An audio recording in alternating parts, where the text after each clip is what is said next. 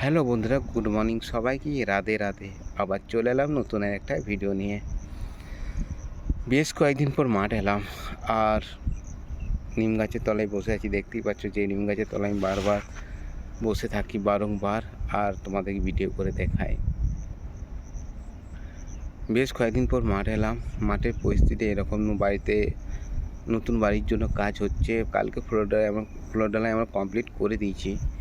আজ থেকে আবার বিম ঢালাই হবে আর গাঁথনি করবে হয়তো। যাই হোক, এখনও অবধি কোনো কাজ শুরু হয়নি, এখন সব সেটিংয়ে কাজ চলছে। যাই হোক, শরীর বেশ খারাপ আমার, কিন্তু এই গরমে কয়েকদিন ধরে এত পরিমাণে কাজ করেছি যে শরীর আর চলছে না। বাবারও শরীর বেশ খারাপ, বেশ কয়েকদিন ধরে খারাপ। বাবার তো প্রায় মৃত্যু শয্যার মতো হয়ে গেছিলো। যাই হোক, রাধারানীর কৃপায়, গোবিন্দের কৃপায় ভালো আছে, একটু ভালো হয়েছে, কিন্তু এখন এইটা নয় যে সম্পূর্ণ সুস্থ। আজ 25শে জুন আমাদের কাছে এমন একটা দিন যেখানে আমরা আমাদের অভিশাপের দিন বলে মনে করি। আজ থেকে 2 বছর আগে 25শে জুন 2024 তারিখে এই সালে আমরা আমাদের একটা গার্জেনকে হারিয়ে ফেলেছি। আমার বড়দার কথা বলছি। সে আজ আমাদের মধ্যে নেই। যেখানে থাকুক বড়দা ভালো থাকুক, সুস্থ থাকুক, এটুকুই কাম্য করি বড়দার জন্য। বড়দা ভালো থাক। তার সঙ্গে আমি আমার মাকেও বলবো যে যে মানুষটাকে কোলে পিঠে করে বড় করেছে, তার মৃত্যু মা কখনো মেনে নিতে পারেনি। সে শোকটা মায়ের ভিতরে কুরে খাচ্ছিল। আর ঠিক তার 7-8 মাসের মাথায় মাও কিন্তু আমাদেরকে ছেড়ে চলে যায়। তো এমন আমাদের পরিস্থিতি হয়েছে যে বড়দার যেতে না যেতে মা চলে গেল। বড়দা হচ্ছে আমার মামার ছেলে, মেজো আমার বড় ছেলে। আর আমরা ছোটোবেলার থেকে মানুষ হয়েছি বড়দার কোলেই। বড়দা যেমন মায়ের কোলে মানুষ হয়েছি, আমরাও বড়দা বা বড়দার মায়ের কোলে মানুষ হয়েছি। যেমন আমি আমার মায়ের পর কারোর কোল যদি আগে পেয়েছি, সেটা হচ্ছে আমার মামিমা, অর্থাৎ মেজো মামিমা। এত ভালো মানুষ, বড়দা তো আছেই। তারপর সে বড়দা এতটা পরিমাণে ভালো ছেলে ছিল, এতটা পরিমাণে ভালো মনের মানুষ ছিল যে তাকে অকালে চলে যেতে হলো। ভাবা যায়, সেদিন ছিল অমরাবতীর শেষ দিন, মঙ্গলবার। মৃত্যু হঠাৎ করে বলে না যে সে ঝোড়ো হওয়ার মতো উড়িয়ে নিয়ে চলে যায়, সেরকম। সে 2টোর সময় এসছে, বাড়িতে স্নান করে খাওয়া দাওয়া করেছে, আবার একটা কাজের জন্য বাইরে বেরিয়েছে। জাস্ট 2 মিনিট গিয়েছে বা 3 মিনিট গিয়েছে, ব্যাস সে 2-3 মিনিটের মাথার মধ্যে সব শেষ হয়ে গেছে। সেই দিনটা হচ্ছে আজকে আমাদের কাছে সবচেয়ে বড় অভিশাপের দিন। যে মানুষটাকে এত লোক ভালোবাসতো, এত লোক নিজের মনে করতো, এত পরিচিত ছিল, সেই মানুষটা অকালে চলে গেল। এটা কেউ মন থেকে মেনে নিতে পারিনি, আমরাও না। আজও আমি আমার মন যদি মনের প্রশ্ন করো না, আমি আজও মানতে পারছি না বড়দা আমাদের মধ্যে নেই। এটা সম্ভব না। আমার বাবা বলতো আর কি, বড়দা যখন বেঁচে ছিল, যে আমি মরে গেলে, বাবা যদি মারা যায়, বড়দাকে বাড়ির গার্জেন হিসেবে ভাববি। বড়দাকে এতটা পরিমাণে বিশ্বাস করতো, মানতো, প্রচুর মানতো বাবা। বড়দা যেটা বলবে সেটাই। আমার বিয়ে বা আমার বোনের বিয়ে, যাই বলি না কেন, সম্পূর্ণ ডেকোরেশনের কাজ বড়দাই করেছে। যা করতে হবে, কী করতে হবে না করতে হবে, আমরা কিছু জানতাম না, সত্যি কথা বলছি। আমি আর ছোটদা এসব ব্যাপারে কিছুই জানি না, কিন্তু বড়দার সব কিছু এ টু জেড ব্যাপারে না সব নলেজ ছিল। সব কিছু, ইলেকট্রিক থেকে শুরু করে মেকানিক্যাল, ঘরে বিভিন্ন কাজকর্ম, সে সিভিলের কাজ সবই জানতো, টুকটাক না সবই জানতো। কীভাবে কী হয় করতে হয়, বিভিন্ন লোহার পাতি দিয়ে বা লোহার রড দিয়ে বিভিন্ন রকমের জিনিস সে বানাতে পারতো। 2024-এর 23 তারিখে লাস্ট আমাদের বাড়ি এসেছিল। আমার বোর্ডটা খারাপ হয়ে গিয়েছিলো, তো বড়দাকে ফোন করেন যে বড়দা কোথায় রয়েছি, বলে আমি এখানে রয়েছি, কখন আসবি? যাবো 12:30 1টার সময়। আমার মা ইলেকট্রিক বোর্ডটা খারাপ হয়ে গেছে, তো বললো ঠিক আছে বোর্ড নিয়ে আয়, আমি 1টার সময় যেয়ে সারিয়ে দেবো। সত্যি বলছি, তো একটা দুটো 1:30-2টোর সময় 1টা-1:30টার সময় এসেছিলো। আমি সেদিন সকালে কিন্তু দুপুরবেলায় মাঠ ছিল, মানে আজকের দিনে মাঠে এখানে আমি বসেছিলাম এই দোরগোড়াতে। সেই সময় বড়দার যখন অ্যাক্সিডেন্ট হয়, আর সেদিন আমি সকালেই মাঠ চলে এসেছিলাম একটু নিয়ে। বড়দা আমাদের বাড়ি এসেছিলো, তখন আমি এখানেই বসে আছি কিন্তু এই জায়গাটায়। তো বড়দা সারালো, তা মা এইদিকে মানে ঘরে যেহেতু লাইন নাই, আর কন্টিনিউ দাদা ঘামছে, মা তখন হাত পাখা দিয়ে হাওয়া করছে। তা মাকে বলছে, মা বলছিল কথাগুলো, যে মাকে বলছিল যে পিসি তোকে হাত পাখা করতে হবে নাই, আমার কিছু হয় নাই। আর বড়দা গা দিকে টপ টপ করে ঘাম বেরোচ্ছে। মানে মা বড়দার কষ্টটা কখনো দেখতে পারতো না, যে বড়দা কষ্ট করছে, সে কষ্টটা মায়ের কাছে অনেক কিছু ছিল। মানে এতটা ভালোবাসতো বড়দাকে মা, আর মাকেও বড়দা প্রচুর ভালোবাসতো। মানে ছোটদা বড়দা দুজনের কথা বলছি, মাকে মায়ের মতো করেই ভালোবেসেছে। তো সে হচ্ছে ব্যাপার। তো সেদিন আমাদের বাড়িতে লাশ এসেছিলো, মাকে বলে গেল, মা মজা মানে মা একটু মজা করে, বা মায়ের সাথে একটু মজা করতো বড়দা। তা মা মজা করে বলছে, হ্যাঁ বাবু, ওকে সবাই আমরা বাবু বলে, মানে মারা সব বাবুই বলে। তা বলছে, বাবু ক টাকা দেবো রে? বলছে, কিসের টাকা? এই যে কতক্ষণ ধরে গরমে করলি। তা বলছে, তোর কাছে যদি আমার টাকা নিয়ে কাজ করতে হয়, আমি কাজ শিখেই কী করলাম, এরকম কিছু একটা বলেছিল। যাই হোক, তো আমাকে নিয়ে বললো যে এই জিনিসগুলো আনা করাবি, আমি 2 দিন কাল পরশু করে, কাল আসবে না, পরশু করে এসে লাগিয়ে দিয়ে যাব। মাঝখানে একটা দিন ছিল, তার পরের দিনই কিন্তু সব কিছু শেষ হয়ে গেল, ধুলোর মতো শেষ হয়ে গেল। 25 তারিখে অ্যাক্সিডেন্ট করেছে 3টের সময়। যখন শুনেছি আমি বলে অ্যাক্সিডেন্ট হয়তো করেছে, মানে এরকম ব্যাপার, সেরকম কিছু না, কিন্তু আমি এটা মনে হয় হয়তো অ্যাক্সিডেন্ট করেছে। তা আমার বড়দা যে মারা গেছে বা মারা যাবে এরকম আমি স্বপ্নেও ভাবিনি। তো আমাকে পুলিশ ওইখানে ছিল, যেখানে অ্যাক্সিডেন্ট করেছে সেখানে পুলিশ ছিল, আমাদের পাড়ার বা আমাদের গ্রামে বা বাইরের আশেপাশে গ্রামে কিছু ছেলেও ছিল।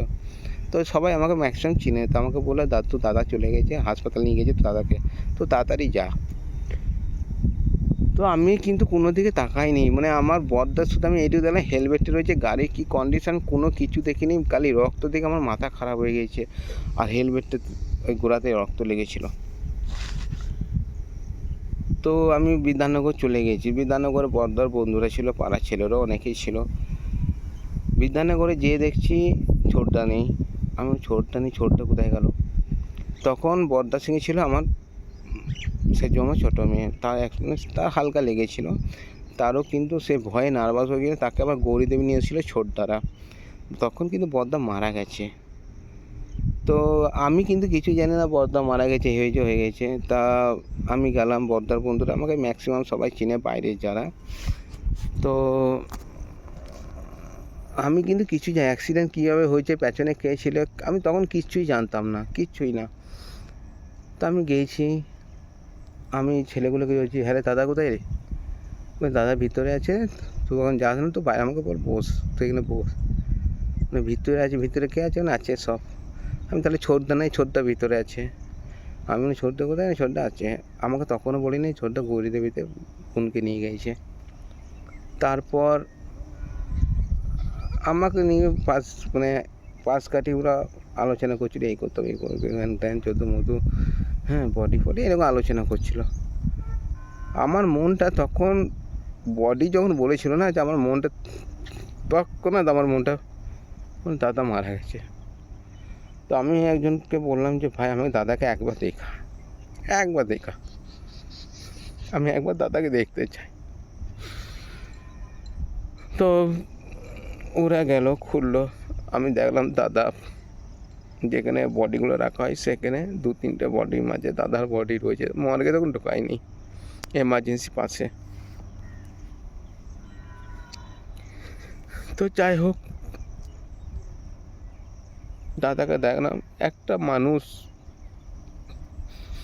কোথায় লেগেছে গোটা শরীরে, কোথাও কাটাকুটি দাগ নেই, খালি একটা জায়গায় ফুটো হয়ে গেছে, কানমূলের এখানটায় লোহা ঢুকে গিয়েছিল বা নাট ভোল, পুরো ভিতরে ঢুকে সেটাই তার জীবনে শেষ করে দিল। মানে আমি আর কি করবো, বাইরে বেরিয়েছি, আমার গাড়ি চালানোর ক্ষমতা নেই, মানে এমন হয়েছে।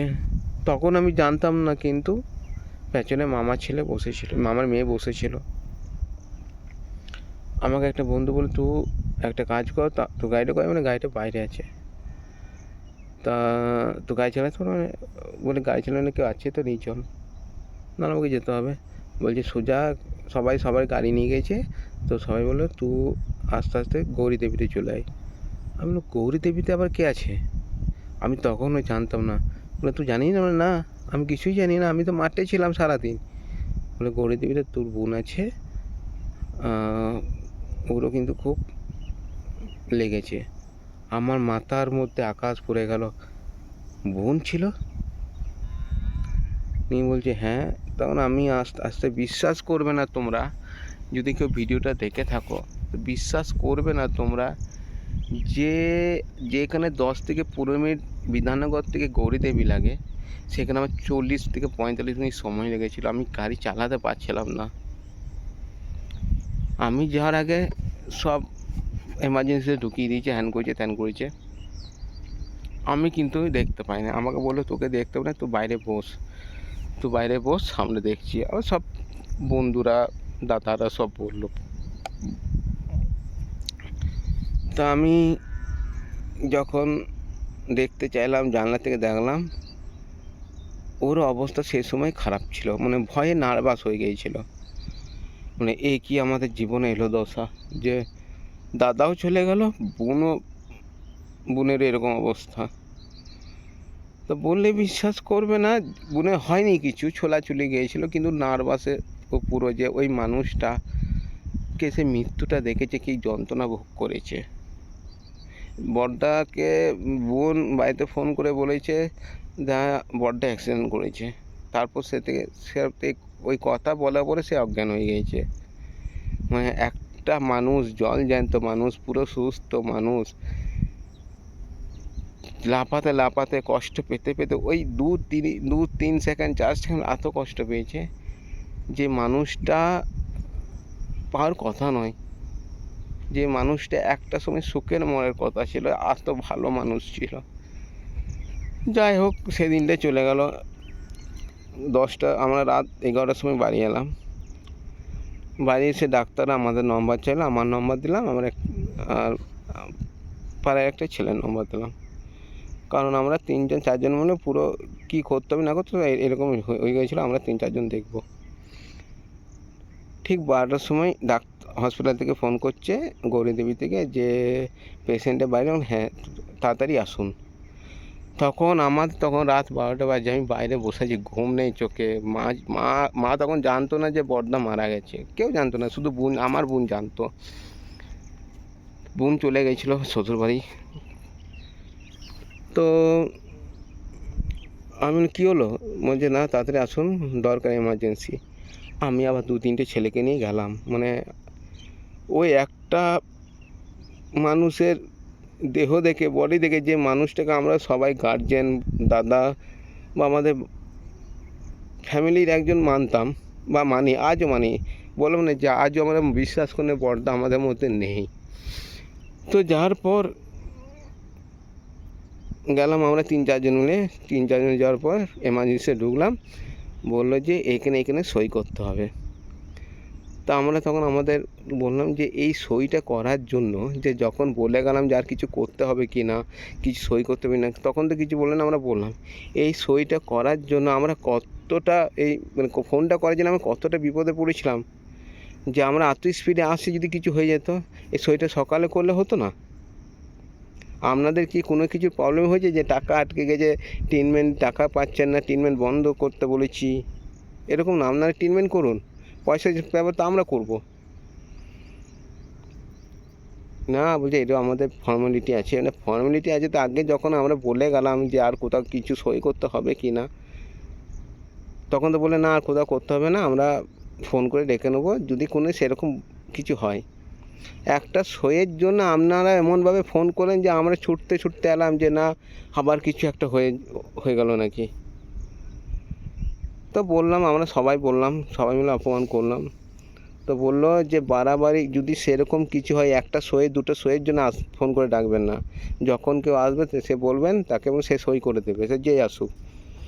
কিন্তু ওই একটা সইয়ের জন্য এমনভাবে ফোন করবেন যে মানুষ হয়ে যাবে, মানুষের অবস্থা খারাপ হয়ে যাবে, আস্তে আস্তে সেরকম করবেন না।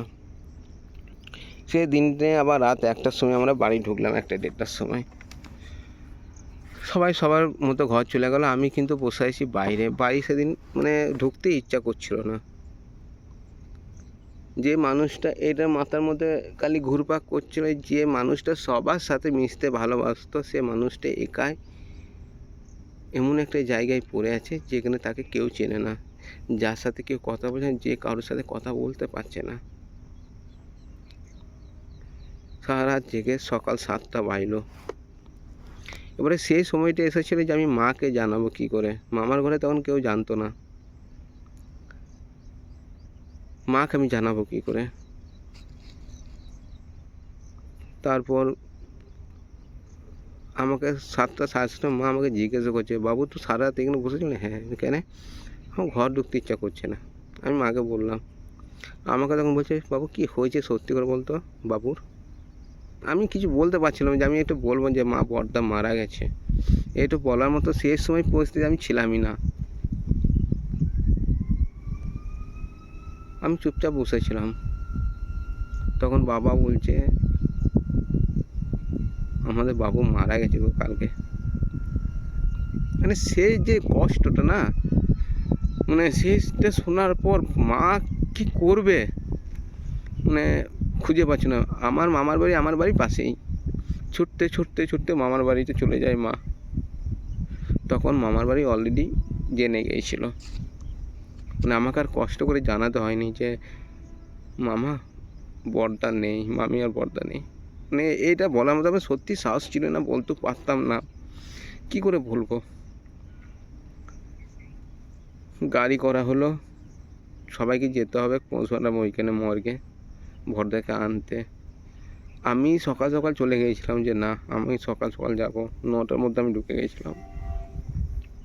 আরও 2-3 জন ছিল।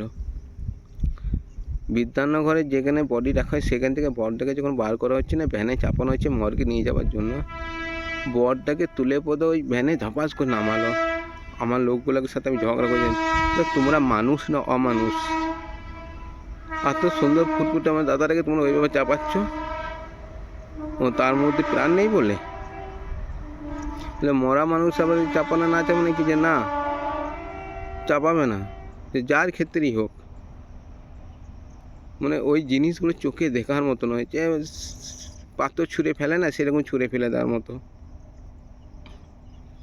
মর্গে গেলাম, মর্গে বেশ 3-4টা বডি পর বাবা দাদা ডেট এলো, বডি করবে ডাকবে। সেই সময় আমাদের বিধায়ক ছিল, আমাদের বিধায়ক চন্দ্রশেখর ব্যানার্জি সেখানে উপস্থিত ছিলেন। যেহেতু চন্দ্রশেখর ব্যানার্জির সাথে বড়দার খুব সম্পর্ক ভালো ছিল, খুব সম্পর্ক ভালো ছিল।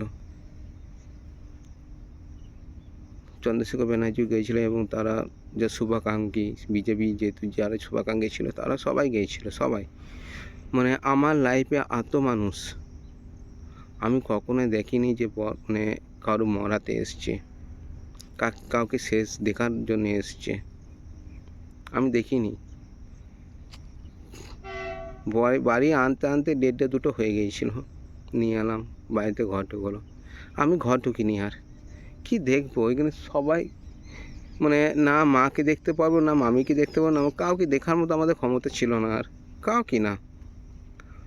আমি সোজা চলে এলাম বাইরে। তো আমাকে আমি কি করবি, আমি দাহ করা গ্রামে হবে, যা আবার গ্রামে হবে, বাইরে কোথাও নিয়ে যাওয়া হবে না। কারণ এইখানেই সব আছে, ওই গ্রামে জন্ম হয়েছে, এই গ্রামেও মৃত্যু হয়েছে, তাও করা হবে, কোথাও নিয়ে যাওয়া হবে না। সে যে যা বলছে বলুক। অনেকে ভেবেছিল যে না বিয়ে করবেন না, আমার দাদাকে আমরা গ্রামে রাখবো। আমি যেতে আমার একদম আপত্তি, আমি বারণ করে গেছিলাম বড়দাকে গ্রামের বাইরে নিয়ে যাওয়া হবে না, গ্রামের মধ্যে হবে। হাজার হাজার মানুষ তাকে দেখতে আসছে, আর হাজার হাজার মানুষ তাকে শেষ শ্রদ্ধাঞ্জলি শেষবারের মতো দেখবে, তার কাজ সম্পূর্ণ করবে, যেটা বাইরে নিয়ে গেলে হতো না। তো বাইরে নিয়ে যেতে দিইনি আমরা, ভিতরে গ্রামের মধ্যেই সবাই মিলে দাদার শেষ কাজ সম্পূর্ণ করেছিলাম। সে একটা শোক মায়ের মধ্যে ঢুকে গিয়েছিল। তারপর মা আস্তে আস্তে আস্তে আস্তে রোগ চুপিয়ে মানে বাড়তি যে রোগগুলো হচ্ছিল না সব চিপে রেখেছিল। তারপর মাও চলে গেল। বেশ মা মরে 5-6 মাস পর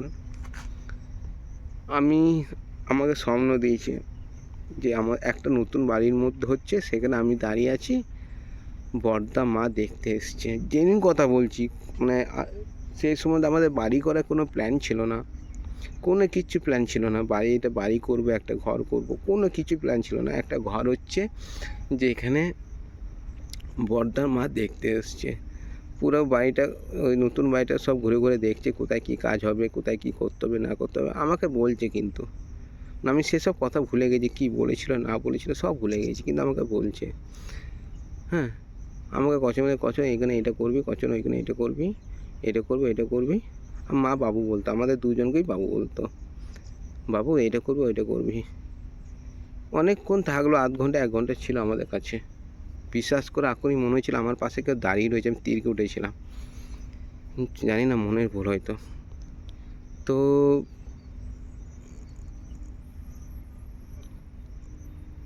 যে কি বলতে গেলাম, মানে অনেক কিছু বললো আমাকে।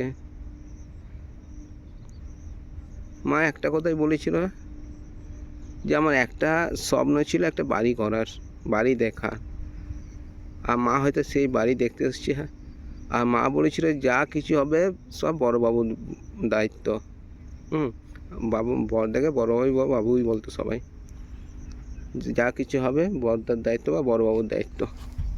আমি ছোটোবাবু ছিলাম, মানে আমাকে ছোটো ছিলাম বলে আমাকে ছোটো, আমাকে অনেকে আমরা 3 ভাই বলে। তো যাই হোক, তো 2 মিলে দেখতে এসেছি, সব কিছু দেখলো। মায়ের স্বপ্ন পূরণ হতে যাচ্ছিল। আর দাদার যে দায়িত্ব দিয়েছিল মা দাদা কাঁধের ওপর, সে দাদার দায়িত্ব পালন করতে এসেছিলো হয়তো। বেশ ওই 1/2 ঘন্টা 1 ঘন্টা থাকার পর, আমি কিন্তু স্বপ্নের কথা বলছি, বাস্তব আমি দেখিনি। ওই 1 ঘন্টা 1/2 ঘন্টা থাকার পর বড়দা বলে, পিসি চল, আমাদের দেরি হয়ে গেছে। জানি না, হয়তো কোনো এখানে টাইমিং ছিল নাকি যে এই টাইমের মধ্যে যাবে, এই টাইমের মধ্যে আসবে, দেরি হয়ে গেছে বা দেরি হয়ে যাচ্ছে। তখন বললো হ্যাঁ চল। আমাকে বললো হাসছি, বড়দা একটা হাসি মুখ দিয়ে চলে গেল। আজ তার হাসিটা না আমার মানে আজ আমার চোখের মধ্যে ভাসছে।